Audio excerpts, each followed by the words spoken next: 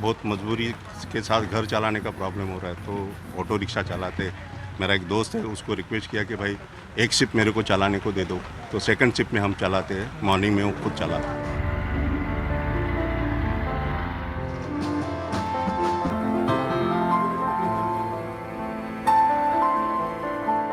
मैंने खुद ने तो अपना बीवी का मंगलसूत्र बेचा है, और मेरे कितने सारे दोस्तों ने अपने बीवियों के मंगलसूत्र, अंगूठी, इतना था जेवर जो भी कमाया था हम लोग ने इतने 30-40 साल में, वो आज बेच बाच के अपना अपना गुजारा कर रहे हैं, दवाई के पैसे जुटा रहे हैं। बूढ़े माँ बाप है कितने लोगों के।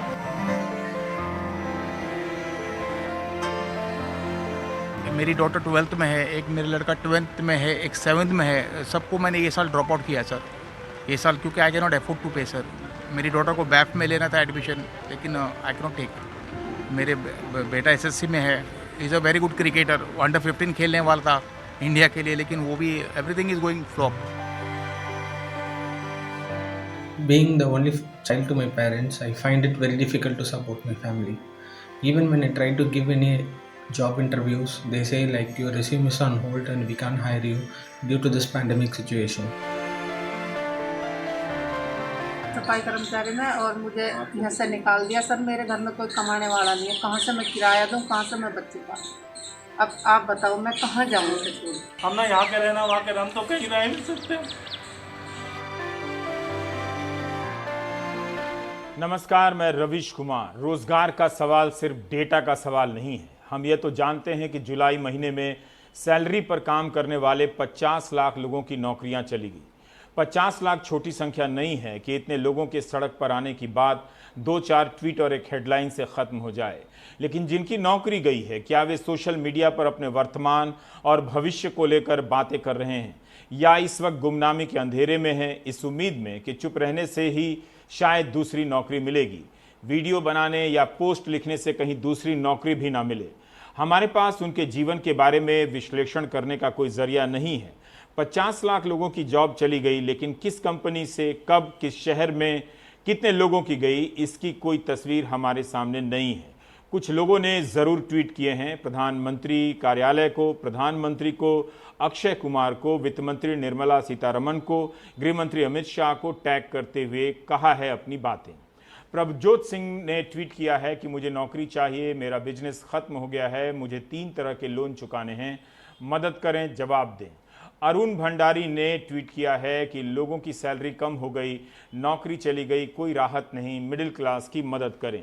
सोहन पाल ने ट्वीट किया है कि प्रधानमंत्री को गुड मॉर्निंग करते हुए लिखा है कि मेरी कंपनी ने ट्रैवल डिपार्टमेंट बंद कर दिया है, इसलिए मेरी नौकरी चली गई है, मैं नौकरी पर ही पूरी तरह निर्भर हूं, कोई वैकेंसी हो तो मदद करें, मैं कुछ भी काम करने के लिए तैयार हूं, धन्यवाद। आकांक्षा विश्वकर्मा ने प्रधानमंत्री को ट्विटर पर लिखा है कि सर नौकरी दिलाने में मदद करें, काफ़ी बुरी स्थिति है, मेरे पिताजी की भी नौकरी चली गई है, जो नौकरी दे रहे हैं वो पैसे मांग रहे हैं, हमारे पास कुछ भी नहीं है, कृपया मदद करें, धन्यवाद। श्रीषा ने ट्वीट किया है कि सर तालाबंदी में मेरे पति की नौकरी चली गई, टेलीकॉम कंपनी में काम करते थे, बहुत तनाव है, हमारे किशोर उम्र के बच्चे हैं, पढ़ रहे हैं।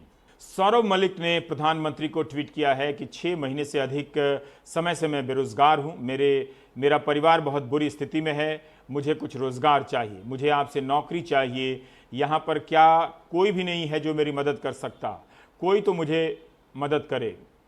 पंकज कुमार चौहान ने प्रधानमंत्री को ट्वीट किया है कि महोदय, फरीदाबाद में लॉकडाउन और कोरोना के कारण जिन छोटे कर्मचारियों की नौकरी चली गई वो अपने बच्चों की फीस जमा नहीं कर पा रहे हैं, प्राइवेट स्कूल वाले फीस मांग रहे हैं, नहीं तो नाम काट देंगे बोल रहे हैं। जब घर चलाना मुश्किल हो रहा है तब वो क्या करें, आप कुछ कीजिए, उनकी समस्या हल करें और उन्हें रोजगार दिलाएं।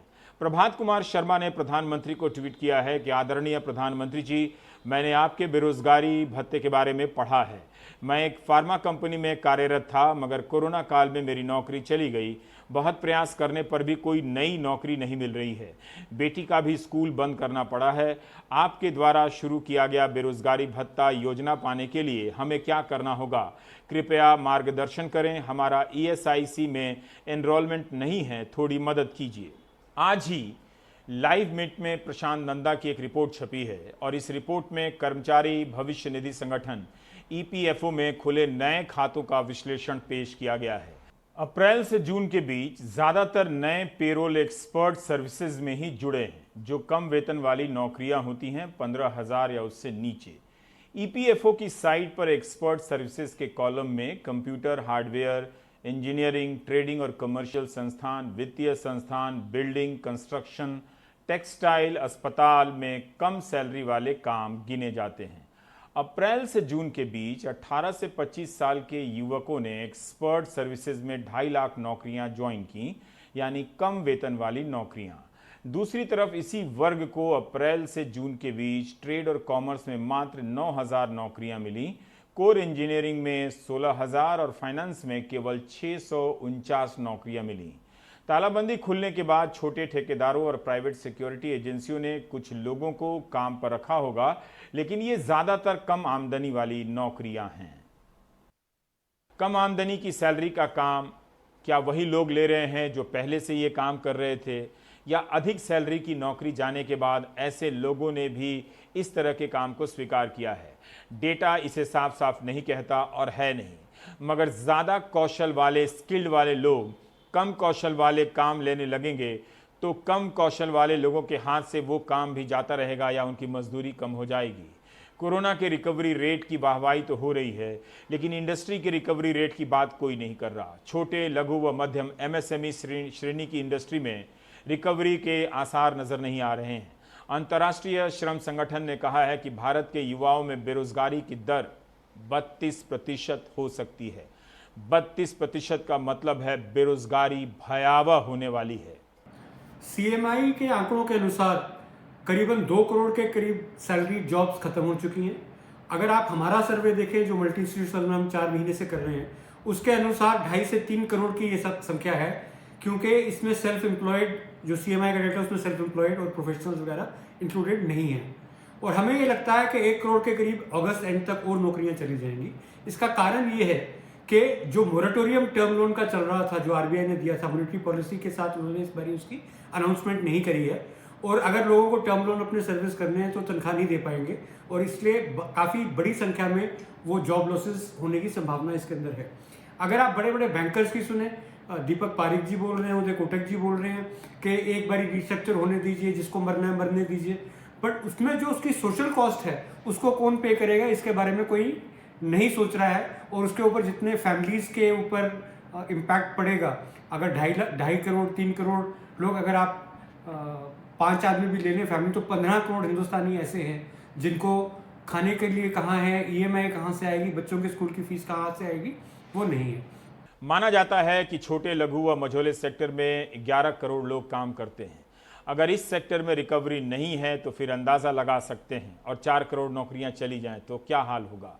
अच्छी नौकरियों के दिन भी चले गए हैं, कब वापस आएंगे इसे लेकर कोई ठीक भविष्यवाणी नहीं कर सकता। हिंदी मीडिया और अखबारों में नौकरियों को लेकर क्या कुछ छप रहा है या दिखाया जा रहा है, आप दर्शकों को मुझसे ज़्यादा पता होगा, लेकिन अगस्त महीने में ही रोजगार को लेकर अलग अलग जगहों पर क्या छपा है इसे देखना चाहिए। 15 अगस्त की रिपोर्ट है मनी कंट्रोल पर, एम सरस्वती की। मनी कंट्रोल ने इंडस्ट्री के आधार पर डेटा जमा किया है और रिपोर्ट बनाई है, जिससे पता चलता है कि 24 मार्च की तालाबंदी के बाद से 1 करोड़ से अधिक नौकरियां चली गई हैं। उदारीकरण के बाद इस तादाद में कभी नौकरियां नहीं गई थीं। यहां तक कि 2009 के वित्तीय संकट के दौरान भी पूरे भारत में 50 लाख नौकरियां गई थीं करीब। हर सेक्टर में बड़े पैमाने पर नौकरियां जा रही हैं। इस रिपोर्ट के अनुसार ज़्यादातर सेक्टर में 1 लाख से लेकर 10 लाख लोगों की नौकरियां गई हैं। कुछ सेक्टर का डेटा ही नहीं है, जैसे एविएशन में 1 लाख लोग सीधे तौर पर जुड़े हैं, किसी को पता नहीं कि कितने लोगों की नौकरी गई है। सिर्फ इंडिगो का जुलाई महीने का बयान है कि 23,500 कर्मचारियों में से 10% को निकालना पड़ सकता है। ट्रांसपोर्टेशन सेक्टर में भी करीब 10 लाख नौकरियां चली गई हैं। महाराष्ट्र में स्कूल बस के मालिकों के संगठन ने सरकार से मदद मांगी है। बस and car operators confederation of India BOCI ने कहा है कि कोविड के कारण 1.5 लाख से अधिक बस स्टाफ की नौकरी चली गई है। रिटेल सेक्टर में 60 लाख लोग काम करते हैं। इस सेक्टर में भी बड़े पैमाने पर नौकरी जाने का अनुमान है। मॉल्स तो खुल गए हैं, लेकिन वहाँ की नौकरियाँ भी बहुत कम हो गई हैं। 2 लाख तक नौकरियाँ जा सकती हैं इस सेक्टर में। होटल और रेस्तरां सेक्टर का अनुमान है कि अगस्त तक इस सेक्टर में 38 लाख लोगों की नौकरी जा चुकी है। इस सेक्टर में 3.5 करोड़ लोग काम करते हैं। ट्रैवल एंड टूरिज्म में अभी तक 55 लाख नौकरियां चली गई हैं। कोलकाता की एक ट्रैवल कंपनी ने 90% कर्मचारी निकाल दिए हैं। इस सेक्टर में 2 करोड़ लोग काम करते हैं। इस कंपनी में ट्रैवल डेस्क, हर कंपनी में ट्रैवल डेस्क होता है जो अधिकारियों की यात्राओं की प्लानिंग और टिकट बुकिंग का काम करता है। मनी कंट्रोल ने लिखा है कि बड़ी संख्या में ट्रैवल डेस्क की नौकरी चली गई है। कुछ काम करने वाले भी कम हो गए कोविड के डर से, और कुछ काम देने वाले भी कम हो गए, काम शुरू ही नहीं हो रहा। और एक पहले से एक अलग से प्रॉब्लम तो था ही कि जो एंटरप्रेन्योर्स हैं या काम देने वाले लोग हैं उनके इन्वेस्टमेंट की प्रॉब्लम थी, क्रेडिट की प्रॉब्लम थी, अंडर यूटिलाइजेशन ऑफ कैपेसिटी की प्रॉब्लम थी पहले से ही। जो उसका डाटा है वो इस बात का इंडिकेट कर रहा है कि पिछले 4 महीनों में जब से ये लॉकडाउन शुरू हुआ और कोरोना वायरस का क्राइसिस हुआ तो इंडिया में जॉब लॉसेस बहुत भारी संख्या में आए हैं, और पर्टिकुलरली सैलरीड एम्प्लॉयज़ के केस में ये जॉब लॉस अभी भी पूरी तरह से काफ़ी प्रभावित है। हमारी इंडस्ट्री सबसे पहले इफेक्ट होती है, सबसे लास्ट में रिकवर होता है। तो जब तक और सेक्टर्स पूरी तरीके से खुलेंगे नहीं और बिजनेस एक्टिविटी नहीं शुरू होगी, हमारा सेक्टर को अभी बहुत समय लगेगा और हमें इस संघर्ष का सामना करना पड़ेगा करीबन 8 से 12-15 महीने तक आगे। 24 मार्च की तालाबंदी के बाद 5 महीने गुजर चुके हैं। अगर रिकवरी अगले 4-5 महीनों में होती भी है तो क्या जिनकी नौकरियां गई हैं उन सभी को काम मिल पाएगा? मिलेगा तो भी क्या पुरानी सैलरी फिर से मिल जाएगी जहां तक पहुंचने में उन्हें कई साल लगे थे? इसी संदर्भ में लिज मैथ्यू, हरिकिशन शर्मा की रिपोर्ट देख सकते हैं जो इंडियन एक्सप्रेस में छपी है। इस रिपोर्ट के अनुसार 11 जुलाई को भारत सरकार ने नौकरियों के लिए एक वेबसाइट लॉन्च की, वेब पोर्टल। 40 दिनों में 69 लाख लोगों ने इस पोर्टल पर अपना नाम दर्ज कराया है, लेकिन बहुत कम लोगों को नौकरियां मिली हैं। 14 अगस्त से 21 अगस्त के बीच 7 लाख से अधिक लोगों ने पंजीकरण कराया है, लेकिन नौकरी मिली है मात्र 691 लोगों को। कौशल मंत्रालय और आत्मनिर्भर स्किल्ड एम्प्लॉय और एम्प्लॉयर मैपिंग असीम के डेटा के अनुसार 3.7 लाख लोगों की नौकरी की ज़रूरत थी, सिर्फ 2% को मिली है। 69 लाख प्रवासी मजदूरों ने पंजीकरण कराया है, जिनमें से 1,49,000 को काम की पेशकश हुई है, मगर ज्वाइनिंग सिर्फ 7,700 ने की है। लोग इस वेबसाइट पर कई तरह के काम के लिए तेजी से पंजीकरण करा रहे हैं, मगर काम बहुत धीमी रफ्तार से मिल रहा है। डेटा के अनुसार 514 कंपनियों ने इस पोर्टल पर पंजीकरण कराया है। इनमें से 443 कंपनियों ने 2,92,000 नौकरियों की सूचना दी है, लेकिन सिर्फ 1,49,000 लोगों को ही नौकरी की पेशकश हुई है। काम के लिए लोगों को खोजने वाली कंपनियों की संख्या के पंजीकरण में भी तेजी नहीं आ रही है। भारत सरकार के पोर्टल पर 600 कंपनियों का भी पंजीकरण नहीं हुआ है, लेकिन दिल्ली के रोजगार मंत्री के दावे के अनुसार दिल्ली सरकार के जॉब पोर्टल पर 6,000 कंपनियों ने विज्ञापन दिए हैं। 10 लाख जॉब की पेशकश हुई है, जबकि भारत सरकार के पोर्टल पर 3 लाख जॉब की भी पेशकश नहीं हुई है। मंत्री गोपाल राय ने कहा है कि जब से पोर्टल लॉन्च हुआ है तब से कुल मिलाकर 22 लाख नौकरियों का विज्ञापन मिला है। सरकार ने इसे वेरीफाई करने के लिए एक टास्क फोर्स का गठन किया है। लगभग 8,60,000 लोगों ने नौकरी के लिए आवेदन किया है। क्या वाकई ऐसा है कि 22 लाख काम का विज्ञापन हुआ है और काम मांगने वाले 9 लाख से भी कम हैं? तो फिर भारत सरकार के पोर्टल पर स्थिति एकदम उलट नजर क्यों आती है? दिल्ली के जॉब पोर्टल में अगर कोई रजिस्ट्रेशन करवाना चाहता है तो सबसे पहले jobs.delhi.gov.in कर साइट पर जाना पड़ेगा। इस साइट में जिन्हें नौकरी चाहिए और जो नौकरी देना चाहते हैं, दोनों के लिए पंजीकरण करने का विकल्प है। रजिस्ट्रेशन के प्रोसेस में यानी प्रक्रिया में सबसे पहले मोबाइल नंबर डालना है और फिर मोबाइल पर एक OTP आएगा। वो OTP डालने के बाद आप किस प्रकार की नौकरी ढूंढ रहे हैं उसका विकल्प मिलेगा, जैसे अकाउंट, कृषि क्षेत्र एवं पशुपालन, वास्तुकार, bank, office, data entry, beautician, spa, wellness, care taker, made, construction, content लेखक, रसोइया, delivery boy, driver, event management से लेकर टीचर, कानूनी सलाहकार, नर्स, वार्ड बॉय, हर तरह के जॉब के विकल्प हैं। आपकी योग्यता और रुचि के हिसाब से आपको अपना डिटेल भरना पड़ेगा। एक बार डिटेल भर देने के बाद जहां जहां वैकेंसी है उसकी डिटेल आ जाएगी। आप सुविधा के हिसाब से वहां आवेदन कर सकते हैं। अलग अलग रिपोर्ट की यही दिशा है कि नौकरियों के मिलने के मामले में रिकवरी होती नहीं दिख रही है, धीमी से भी कम गति है। इसका डेटा ही नहीं है कि जिन लोगों को काम मिला है वे लोग तालाबंदी से पहले कितनी मजदूरी या सैलरी पर काम कर रहे थे। इससे पता चलता कम से कम कि सैलरी या मजदूरी में कितनी कमी आई है। एक तीसरी रिपोर्ट है centre for monitoring Indian economy CMIE की, जिसकी काफ़ी चर्चा है। इस रिपोर्ट के अनुसार अप्रैल में 1,77,00,000 वेतनभोगी कर्मचारियों की नौकरी चली गई। मई में 1 लाख वेतनभोगी कर्मचारियों की और नौकरी चली गई, लेकिन जून में करीब 40 लाख नौकरियां वापस भी आ जाती हैं। मगर जुलाई महीने में 50 लाख वेतनभोगी कर्मचारियों की नौकरी चली जाती है। CMIE के डेटा के अनुसार अप्रैल से जुलाई के बीच 1,89,00,000 लोगों की नौकरियां गई हैं। ये लोग नियमित सैलरी पर काम करने वाले लोग थे। आमतौर पर छोटे काम पहले ख़त्म होते हैं जो ठेके पर होते हैं, मगर ये डेटा बता रहा है कि स्थायी रूप से काम पर भी गहरा असर पड़ा है। मिडिल क्लास भले चीख चिल्ला नहीं रहा है, लेकिन इसका मतलब नहीं कि वह तकलीफ में नहीं है। हमारे साथ CMIE के महेश व्यास हैं बात करने के लिए। महेश व्यास जी, जब आपने ये कहा कि कई करोड़ लोगों की नौकरियां गई हैं शुरुआती दौर में, और वो नौकरियां ज़्यादातर कम सैलरी वाली थी, पेरोल वाली नहीं थी, कॉन्ट्रैक्ट की थी, तब लोगों का कम ध्यान गया। और जैसे ही आपने ये बताया कि 50 लाख सैलरीड क्लास की नौकरी जुलाई में गई है, यानी जो अप्रैल में गई थी वो जुलाई तक भी वापस नहीं आई है, जो भी इसका आकलन हो, काफ़ी हंगामा मचता है। ये आप बता सकते हैं कि इस पे काफ़ी ज़ोर पड़ा 50 लाख पर, लेकिन उन छोटी नौकरियों की जिनकी बात आपने पहले की थी, उनकी क्या स्थिति है इस वक्त? फिर हम 50 लाख के बारे में भी आप बताइए। आपका ये जो ऑब्जर्वेशन है, जो आपने नोट किया है कि जब मैंने कहा था, जब हमारे आंकड़ों ने बताया था कि भारी मात्रा में लोगों की नौकरियां गई है अप्रैल के महीने में, जब 12 करोड़ नौकरियां गई थी, तब जितना हंगामा मचा था उतना ही हंगामा अब मच रहा है जब हमने कहा कि 50 लाख सैलरीड क्लास के लोगों की नौकरियां गई है। तो इसका मतलब ये है कि जो लोग व्हाट्सएप पर न्यूज़ देखते हैं, जो लोग सोशल मीडिया पर ज़्यादा रहते हैं, जो लोग स्टोर ज़्यादा करते हैं, उन्हें सैलरीड जॉब्स को लेकर के चिंता ज़्यादा होती है। और जो ठेले चलाते हैं, जो वैसे काम करते हैं, जो सैलरी जॉब्स वाले नहीं हैं, उनके बारे में शोर कम होता है।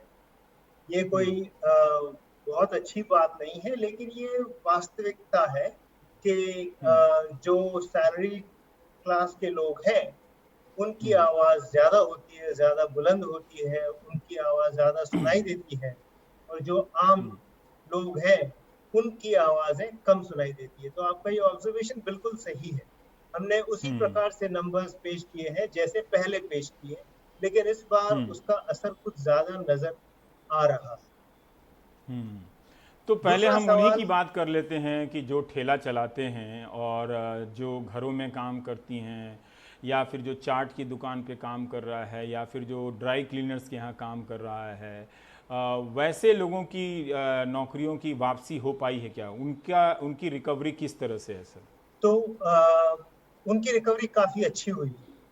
मतलब कि उनको नौकरियां वापस मिली है या उनको रोजगार वापस मिला है। नौकरी तो उनके पास होती नहीं है, रोजगार है मतलब कि वो ठेला चलाते हैं, किसी की नौकरी तो करते नहीं हैं, या कहीं पर कोई छोटा मोटा व्यापार करते हैं, तो वो नौकरी नहीं बनी, लेकिन एक प्रकार का रोजगार है जो अनऑर्गेनाइज सेक्टर का है और इनफॉर्मल के रूप में रहता है वो। तो उसमें क्या होता है कि आपकी नौकरी असलियत में गई नहीं थी, आपको काम करने से रोक दिया गया था। अब जब वो काम करने की रुकावट निकाल दी है, तो आप दोबारा काम पर लग सकते हैं, आप दोबारा अपना ठेला चला सकते हैं, या दोबारा जो आप माल ढोते थे वो आप फिर से ढो सकते हैं। तो ये बात वो है कि आप दोबारा अपने कमठे पर लग गए। तो वहां पर वेतन कितना मिलता है उसकी चर्चा नहीं हो रही, वो वेतन शायद बहुत कम मिल रहा है क्योंकि उतना काम आज है नहीं जितना पहले हुआ करता था। वैसे ही जो खेतों में काम करते हैं, एग्रीकल्चरल लेबरर्स जो हैं, उनको अपना रोजगार दोबारा मिल गया है। रोज डेली वेजेस के हिसाब से उनका काम चल रहा है। खरीफ की सोइंग काफी अच्छी रही है, मनरेगा में भी काफी काम मिल रहा है। तो ये जो इनफॉर्मल जॉब्स हैं वो वापस आ गए हैं और वहां पर मेरे हिसाब से राहत मिली है। जो कुछ भी नहीं था, जहां पर कोई रोजगार नहीं था, कोई किसी प्रकार की आमदनी नहीं थी, वहां पर अब कुछ तो बन रहा है। छोटा ही बन रहा हो लेकिन कुछ तो बन रहा है और ये काफी मात्रा में लोग हैं। तो 9 करोड़ के आसपास की नौकरियां गई थी अप्रैल में इनकी, और ये कम होकर के अब काफी कम हो गई है। 1 करोड़ के आसपास ही बचा है, 1 करोड़ से भी कम बचा है इनका, जो मेरे ख्याल से 50 लाख के आसपास की ही नौकरी इनकी बची है। बाकी लेकिन वापस उनकी आ गई। आमदनी वापस नहीं आई है, चाहे वो दिहाड़ी ही कमाते हो। उनकी आमदनी उस तादाद में, आप कह भी रहे हैं कि काम भले लौट गया हो या उसके अवसर खुल गए हो, मगर आमदनी उनकी उतनी, अगर 4,000 कमाते थे तो हो सकता है कि वो 1,000 कमा रहे हो इस वक्त। बिल्कुल। तो आमदनी उनकी बिल्कुल कम हुई और काफी कम हुई है। हमने लोगों से पूछा है कि क्या तुम्हारी जो आमदनी है वो पहले के मुकाबले कम है कि नहीं, तो 80% लोगों ने कहा कि कम। लेकिन कितनी कम है ये अगले महीने पता करेंगे हम। नंबर्स इकट्ठे हो रहे हैं लेकिन इसमें जरा वक्त लगता है वेतन जोड़ने में, तो सितंबर के बीच में हम इसके बारे में बता सकेंगे। लेकिन ये बात तो निश्चित है कि वेतन कम हुआ है, आमदनी बिल्कुल कम हुई है। और अब 50 लाख जिनकी नौकरियां गई हैं, जो सैलरीड लोग हैं, उनकी बात करते हैं। इनका क्या है कि अगर कोई सैलरीड क्लास का व्यक्ति है तो उसकी नौकरी उतनी तुरंत नहीं जाती है, या उसको नौकरी जाने का एहसास नहीं होता है। एक आशा रहती है कि मालिक ने कुछ कहा नहीं है लेकिन हो सकता है कल बुला ले। जो ठेला चला रहा है उसको तो कोई मालिक है नहीं, वो तो खुद ही ठेला चलाता है। लेकिन जो सैलरीड क्लास है उसकी आशा बनी रहती है कि यदि कुछ दिनों के लिए दुकान नहीं खुली है या दफ्तर नहीं खुला है या फैक्ट्री नहीं खुली है, तो हो सकता है अगले हफ्ते या अगले महीने खुल जाए और तनख्वाह भले ही कम हो जाए लेकिन नौकरी तो कायम है। तो नौकरी कायम की जो फीलिंग है वो बनी रही काफी समय के लिए। तो काफी लोगों की नौकरी फिर भी गई। 1 करोड़ और 70,000 लोगों की नौकरियां फिर भी अप्रैल में गई, लेकिन वो मात्रा जुलाई में बढ़ करके 1.9 करोड़ हो गई। तो ये जो बढ़त है, जो 50 लाख और बढ़ गई दिक्कत अभी जुलाई के महीने में, वो एक प्रॉब्लम है। ये प्रॉब्लम क्या है? हमें समझो कि हम एक सैलरी क्लास के व्यक्ति हैं, तो हमें पहले महीने में लगा कि नौकरी नहीं गई है, लेकिन अगले महीने में जो हमारे मैनेजर्स है वो कहते हैं कि अब दूसरी नौकरी ढूंढना शुरू कर दो, शायद नौकरी नहीं रहेगी। और जुलाई के आते आते लोगों के कारोबार बंद होने लग गए या उन्होंने नोटिस देनी शुरू कर दी कि आपकी अब नौकरी नहीं रहेगी। तो मेरे ख्याल से ये बात अब शुरू हुई है, जहां पहले लग रहा था कि नौकरी शायद कायम रहेगी, अब वो नौकरियां जाने लगी है। हो सकता है, और मैं ये थोड़ा रिस्क लेके कह रहा हूं, लेकिन हो सकता है कि अगले महीने में भी इसमें और गिरावट आए, क्योंकि कंपनीज के बैलेंस शीट से भी या फाइनेंशियल स्टेटमेंट से भी ऐसा लग रहा है कि काफी हद तक वेजेस कम हो रहे हैं। तो इसे देखना होगा कि ये सस्टेन्ड बेसिस पर सैलरी जॉब्स कम हो रही है या नहीं। तो आप एक तरह से रिस्क लेकर कहना चाहते हैं कि हो सकता है कि अगले महीने का जब सर्वे आए तो 50 लाख और सैलरीड लोगों की नौकरियां जा चुकी होंगी, और जिनकी कम हुई है वो भी एक तरह से नौकरी आधी हो गई है, और बहुत सारे लोगों को तो 4-4 महीने से सैलरी नहीं मिली है लेकिन वो नौकरी में है। तो ऐसे लोगों का भी कोई डेटा आपके सर्वे में रिफ्लेक्ट हुआ है? डेटा कलेक्ट हो रहा है, लेकिन उसका अभी तक एनालिसिस नहीं हुआ है, क्योंकि उसके लिए सैंपल जरा ज्यादा लगता है, ज्यादा वक्त भी लगता है उसके लिए। तो अगले महीने तक, अप्रैल में क्या हुआ था ये हम बता पाएंगे। हमें 4 महीने लगते हैं इस डेटा को कलेक्ट करने के लिए। तो सितंबर में हम अप्रैल के बारे में बता पाएंगे कि ऐसे कितने लोग हैं जिनके पास नौकरी है लेकिन वेतन नहीं। अच्छा, और मैं ये भी जानना चाह रहा हूँ कि जो ये 50 लाख लोगों की नौकरी गई है, जो सैलरीड लोग हैं, आमतौर पे देखा जाता है कि जो ज़्यादा सीनियर होता है उसमें से छटनी हो जाती है। एज वाइज उम्र के आधार पर इसका कुछ इंडिकेशन मिला है क्या? एज वाइज ये नजर आ रहा है कि जिनकी उम्र 40 से ज्यादा है उनकी नौकरियां नहीं जा रही, लेकिन जो 40 से कम है उनकी नौकरियां जा रही है। जो अपने 20s में है उनकी नौकरियां सबसे ज्यादा जा रही है। तो हो ये रहा है कि यदि मेरे पास नौकरी है, मानो कि मैं सैलरीड एम्प्लॉई हूँ, तो यदि मैंने किसी एंटरप्राइज में 1 साल के लिए ही काम किया है तो मेरे पास उतना तजुर्बा नहीं है जिसको लेकर के मेरे मैनेजर्स या मेरे मालिक कहें कि तुम्हें हम और भी रख सकते हैं। लेकिन जिसके पास 3, 4, 5 साल का तजुर्बा है, मैनेजर्स चाहेंगे कि वो रहें क्योंकि वो कुछ आउटपुट दे सकते हैं। जो नए लोग हैं जिन्होंने सैलरीज 2019 में ज्वाइन की, मोस्ट लाइकली उन्होंने 2020 में वो सैलरीज वो जॉब्स खो दी। तो ये जो यंग लोग हैं जिनके पास तजुर्बा कम है, वो उत्पादन में कम कंट्रीब्यूट कर सकते हैं, वहां पर मार ज्यादा है। कुछ लोग जो अभी भी ट्रेनिंग में थे, उनकी ट्रेनिंग पूरी नहीं हुई, लेकिन वो ट्रेनिंग में पूरी नहीं कर सके, इसलिए वो आउटपुट नहीं दे सकते हैं, इसलिए उनकी छटाई पहले हो रही है। और इस कम उम्र के कम एक्सपीरियंस के लोगों को अल्टरनेट नौकरी भी नहीं मिल रही है। तो जिनके पास तजुर्बा है, खास करके जिनके पास 5-7 सालों का तजुर्बा है, उनकी नौकरियां थोड़ी और कायम रहती है। जो 40 साल के हैं वो नहीं जा रहे।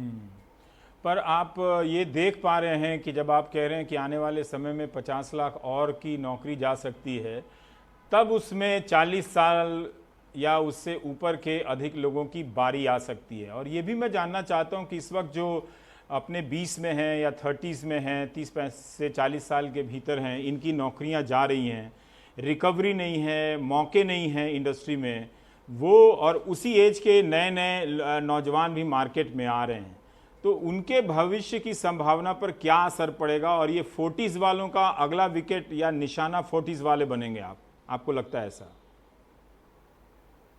यदि कोई कारोबार ठप हो जाता है, बंद हो जाता है, पूरी तरह से बंद हो जाता है, तो उसके अंदर चाहे आपकी उम्र 40, 50, 60 की हो या आपकी 20, 25, 30 साल की हो, सबकी नौकरी चली जाती है। तो ये तो हो रहा है, इसलिए एग्रीगेट बेसिस पर तो जॉब्स नहीं आ रहे हैं, तो सबकी नौकरियां जा रही है उस प्रकार से। लेकिन जो एडिशनल जॉब्स आया करती है यूजुअली, जो नई कंपनीज आती है, और वही है बेसिस के जब लोग रिटायर होते हैं उनका रिप्लेसमेंट तो यंगस्टर्स के साथ ही होता है ना, तो वो बिल्कुल भी नहीं हो रहा है। लोग रिटायर हो रहे हैं, कुछ जहां कारोबार बंद हो रहा है, सबकी नौकरियां जा रही है। लेकिन जो एक दरवाजा खुला था यंगस्टर्स के लिए, नया कारोबार शुरू होता है या कोई एक्सपेंशन होता है, वहां पर यंगस्टर्स को मौका मिलता है लेबर मार्केट में एंटर करने के लिए, वो दरवाजा अभी बिल्कुल भी बंद है। तो इसीलिए लोग 20s में प्रवेश कर रहे हैं लेकिन नौकरी नहीं मिल रही है, इसलिए उनका अनएम्प्लॉयमेंट रेट ज्यादा आ रहा है, उनका इन्वॉल्वमेंट लेबर मार्केट्स में कम नजर आ रहा है। सो नौकरी सबकी जा रही है, लेकिन अगर कारोबार ठप हुआ तो सबकी नौकरी जाएगी, वरना जो सीनियर्स है उनकी नौकरियां कायम रहेगी और जूनियर्स अंदर नहीं आ पाएंगे। महेश जी, आप बेशक आप अपने ही सर्वे और डेटा की बात करेंगे, लेकिन जैसे हमारे सहयोगी हिमांशु हैं, उन्होंने टूर एंड ट्रैवल इंडस्ट्री के प्रतिनिधियों से बात की, तो उन लोगों ने कहा कि 4 करोड़ लोगों का रोज़गार जा सकता है। उसके पहले उन्होंने MSME जो छोटे लघु और मझोले सेक्टर के इंडस्ट्री है, उसने अपना सर्वे कराया था कि अगस्त तक 4 करोड़ लोगों की नौकरियां जाएंगी। ये इनकी संख्या कई करोड़ में है, आप 1 करोड़ 2 करोड़ नौकरियां जाने की बात कर रहे हैं, तो इनका जो ये अनुमान है, क्या आपको लगता है कि इतने बड़ी संख्या में एमएसएमई और tour and travel industry, hospitality industry से 8 करोड़ लोगों की नौकरियां चली जाएंगी अगस्त से लेकर अक्टूबर के बीच में? जो ये एनालिसिस है वो भी सही है कि टूरिज्म में 8 करोड़ नौकरी चली गई, या एमएसएमई में कहिए कि कुछ और करोड़ नौकरियां चली गई। लेकिन जो ये नौकरियां गई, ऐसा नहीं है कि जिसने एक कारोबार में काम करना बंद कर दिया क्योंकि वहां पर कोई नौकरी नहीं थी, वो जाकर के घर बैठ गया। उसने कुछ तो कोशिश की होगी कहीं और जाकर के काम करने की।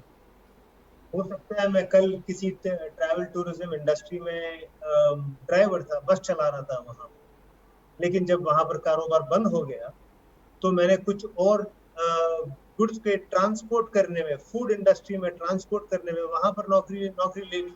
उनको शायद जरूरत थी, ऐसा भी तो हो सकता है। तो इसका टोटल अगर एनालिसिस करना है, जहां पर कुछ सेक्टर्स में से लोग निकल रहे हैं, कुछ सेक्टर्स में लोग जा रहे हैं, कुछ हताश होकर के घर बैठ रहे हैं, इसका सब मिलाकर के अनुमान कैसे लगाएं? वो सिर्फ तब कर सकते हैं जब आप कॉम्प्रिहेंसिव हाउस होल्ड सर्वे करेंगे। इसलिए मेरे एनालिसिस के अनुसार नंबर्स कम आएंगे, क्योंकि बाकी एनालिसिस जो केवल कुछ क्षेत्रों में ही सीमित है, वहां पर सवाल पूछा जाता है कि यहाँ पर कितनी नौकरियां गई। तो हो सकता है कि 100 नौकरियां गई, लेकिन साथ साथ में 20 नौकरियां लगी, ऐसा भी हो रहा जी। तो और एग्रीकल्चर में कैसे गिने हम? आपने अपनी नौकरी खो दी किसी एक लघु इंडस्ट्री में, स्मॉल इंडस्ट्री में, लेकिन उसको छोड़ करके आप फार्मिंग में लग गए। हमारे एनालिसिस के अनुसार एग्रीकल्चर में काफी जॉब्स बढ़ गए, बिकॉज वहाँ सोइंग बहुत ज्यादा है और मनरेगा भी बहुत चल रहा है रूरल इंडिया में। तो ये जो इंटरसेक्टोरल मूवमेंट होता है वो हमारे सर्वे के जरिए पता चल जाता है नेट रिजल्ट क्या है। तो क्या आप बता सकते हैं कि वो नए इलाके क्या हैं जहां पर नौकरियां बन रही हैं? अगर किसी को ये सुनना हो कि उस सेक्टर में ट्राई करके देखो, यहाँ से नौकरी चली गई है, तो ऐसा डेटा तो मेरे सर्वे में से कोई आया नहीं है, लेकिन मैं सिर्फ इतना कह सकता हूं कि अभी जो फाइनेंशियल स्टेटमेंट्स आए हैं लिस्टेड कंपनीज के जून क्वार्टर के एंड के बारे में, उसमें ये दिखता है कि बैंकिंग सेक्टर और securities broking sector, telecommunication sector, food industry, कुछ हद तक फूड रिटेल इंडस्ट्री, इन सेक्टर्स में ग्रोथ नजर आ रही। बाकी क्षेत्रों में जबरदस्त गिरावट है, और हमारे सर्वे से पता चल रहा है कि एग्रीकल्चरल एक्टिविटीज में काफी नौकरियां बन रही है और मनरेगा में नौकरी मिल रही है। तो ये कुछ क्षेत्र है जहां पर हमने देखा कि जहां पर एम्प्लॉयमेंट बढ़ रहा है।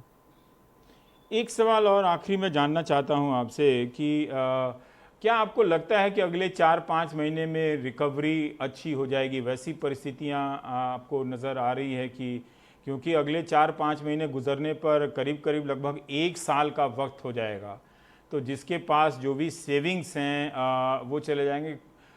ये ज़रूर है कि बहुत कम मात्रा में लोग लिखते हैं कि हमारी नौकरी चली गई है, फीस देने के लिए पैसे नहीं हैं, बच्चों का वो निचले तबके के लोग हैं। जैसे हमने ही एक रिपोर्ट चलाई थी कि जो बैंड मास्टर्स हैं उन्होंने अपने दोनों बच्चों के नाम कटा लिए हैं, पर जो मिडिल क्लास है, सैलरीड क्लास है, जिसके बारे में आप भी बात कर रहे हैं, उस क्लास की कोई बेचैनी एक्सप्रेशन अभी नज़र नहीं आ रही है।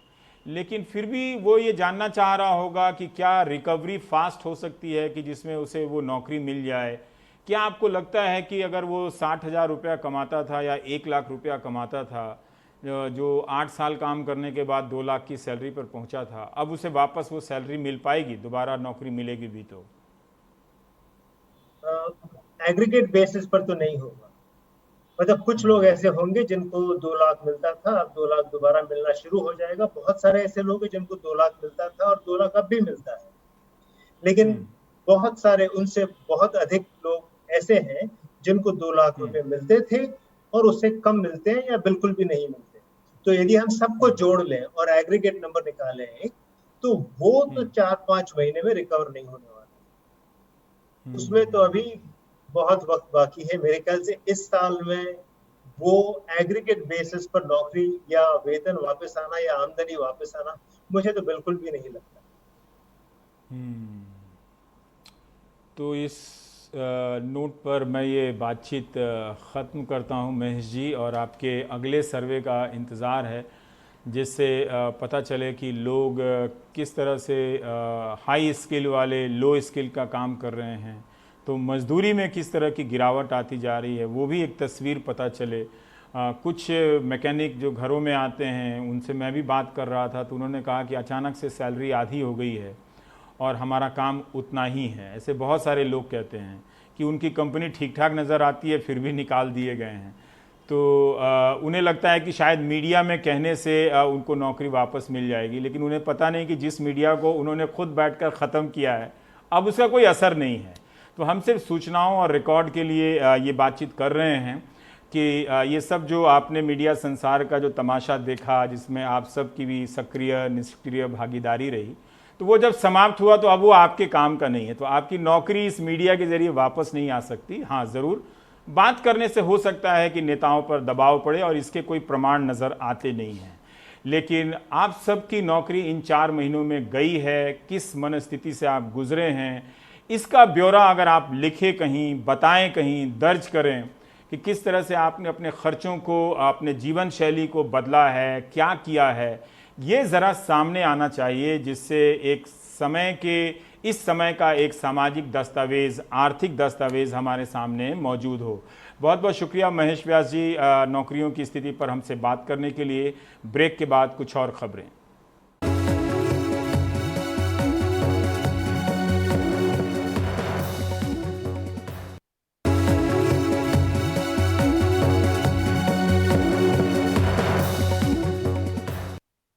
मुंबई के डिब्बावाला पर न जाने कितनी कहानियां, रिपोर्ट और कवर स्टोरी बनी होंगी, लेकिन कोविड-19 से बदले हुए हालात में डिब्बावाला पर भी भयानक असर पड़ा है। उनके सामने आजीविका का संकट खड़ा हो गया है। डिब्बावाला में काम करने वाले बहुत से लोग अपने गांवों की तरफ जा रहे हैं रोजगार के नए नए जरिए की तलाश में, मगर वहां भी काम नहीं मिल रहा है। सोहित की ये रिपोर्ट देखिए। नितिन सावंत 20 वर्षों से डब्बे वालों से जुड़े हैं, पर कोरोना की वजह से इन पर लॉकडाउन का असर इस तरह से पड़ा कि अब वो दादर के सब्जी बाजार में सामान ढोने का काम करते हैं और घर आकर अपनी पत्नी के काम में हाथ बटाते हैं। मैं सुबह यहाँ से दादर जाता हूँ, एक दिन छोड़ के, समझो आज मंडे को आज गया था तो कल नहीं जाएगा, परसों जाएगा। उधर जाके हमाली करता हूँ बाजी का, उसमें से 200-300 रुपये मिलता है, वही वापस घर पे आता हूँ और घर पे आके वाइफ को थोड़ा हेल्प करता हूँ। डब्बे वालों को समय पर खाने के डब्बे सही जगह पहुंचाने के लिए दुनिया भर में जाना जाता है। इन पर फिल्म भी बन चुकी है। संतोष मेथिए अपने परिवार में तीसरी पीढ़ी हैं जो इस कारोबार से जुड़े हैं। अब ट्रेन से सफर बंद होने के कारण संतोष बाइक पर आसपास ही खाना पहुंचा रहे हैं। इनकी कोशिश होती है समय पर सर्विस पूरी करने की, लेकिन ट्रैफिक और गड्ढों के कारण परेशानी होती है। पहले ये जहां 45 टिफिन बांटा करते थे, तो अब केवल 9 से 10 ही टिफिन पहुंचा पा रहे हैं। घर पे बैठ के भी आदमी क्या करेगा, फिर फिलहाल हम लोग लोकल में कर रहे जितना बाइक पे पॉसिबल है, और कस्टमर के पास टिफिन भी उसके टाइम पे पहुंचना होता है, वरना ज़्यादा टिफिन मिल सकता है, कस्टमर देने के लिए एग्री है। लेकिन ट्रेन अब 5 महीने बाद ट्रेन बंद है। हमारा डब्बा वाला का सबसे बुरा हाल चालू है। मुंबई शहर जिन डब्बे वालों के वजह से मशहूर है, उन्हीं कई डब्बे वालों को मजबूरी में ये शहर छोड़ना पड़ा और अब वो अपने गाँव में खेती कर रहे हैं। मुंबई में लोकल ट्रेन बंद होने के कारण हमारा धंधा नहीं चल रहा है। हमारी आर्थिक स्थिति खराब हो गई है, इसलिए हमें खेती करनी पड़ रही है। लेकिन खेती में नैसर्गिक साथ ना मिलने से हमारे हालात काफ़ी खराब हो गए हैं। मुंबई में करीब 4500 डब्बे वाले हैं जो ट्रेन के जरिए अपनी सेवाएं दिया करते थे। डब्बे वालों की मांग है कि इन्हें ट्रेन से सफर करने दिया जाए ताकि इनके माली हालात सुधर सकें। महाराष्ट्र सरकार की ओर से हर एक डब्बे वाले को आर्थिक सहायता देने का ऐलान जरूर किया गया था, पर हुआ कुछ नहीं। सरकार ने हम लोग को 2000 रुपये देने की मदद की, आश्वासन दिया था कि हम लोग डब्बे वाले के लिए 2000 देंगे, लेकिन अभी तक कोई 2000 भी नहीं मिला, कुछ भी नहीं मिला। सरकार को हम लोग डब्बा वाले की तरफ से एक ही विनती है कि सर आप हम लोगों को ट्रेन का जाने का परमिशन दीजिए। डब्बे वालों की तुलना मुंबई शहर से इसलिए भी की जाती है क्योंकि ये कहा जाता है कि ना ही ये शहर कभी रुकता है और ना ही डब्बे वाले। जब मुंबई में 26/11 आतंकी हमला हुआ था तब भी डब्बे वाले लगातार काम कर रहे थे, लेकिन पिछले 5 महीनों में ये पहली बार ऐसा हुआ है कि डब्बे वाले घर पर हैं और दूसरा काम करने को मजबूर हैं। उम्मीद यही कर रहे हैं कि जल्द से जल्द सरकार इनके बारे में भी सोचे और इनके लिए भी जल्द से जल्द कोई कदम उठाए। मुंबई से कैमरा पर्सन प्रवीण जिरोहित के साथ सोहित मिश्रा, NDTV इंडिया।